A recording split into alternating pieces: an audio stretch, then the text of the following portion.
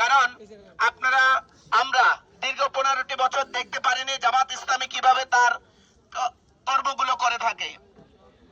আপনারা যতদিন জামাত ইসলামীকে সমর্থন করতে দেরি করবে, ততদিন জামাত ইসলামী কোরআনের শাসন বাস্তবায়ন করতে দেরি করবে।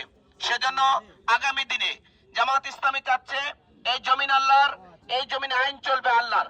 আল্লাহ কোরআনে বলেছেন আলাহুল খালকু ওয়াল আমর, সৃষ্টি যার, আইন চলবে তার। এই জমিন আল্লাহর, এই জমিনে আইন চলা দরকার আল্লাহর, কিন্তু আল্লাহর আইন বাস্তবায়িত নাই।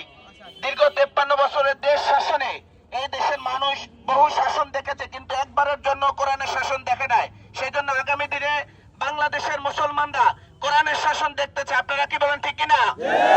অতএব আমরা আগামী দিনে এই আল্লাহর এই জমিনে আল্লাহর আইন এবং কোরআনের শাসন বাস্তবায়ন দেখতে চাই। সেজন্য জামাত ইসলামী আগামী দিনে আল্লাহর আইন এবং সৎ লোকের শাসন বাস্তবায়নের জন্য কাজ করছে।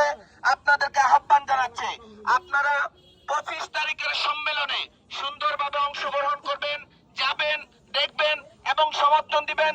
জামাত ইসলামীকে জানবেন, জামাত ইসলামীকে বুঝবেন, জামাত ইসলামীর সাথে ঐক্যবদ্ধ হয়ে কোরআনের শাসন প্রতিষ্ঠার জন্য কাজ করবেন ইনশাআল্লাহ। আসসালামু আলাইকুম ওয়া রাহমাতুল্লাহ।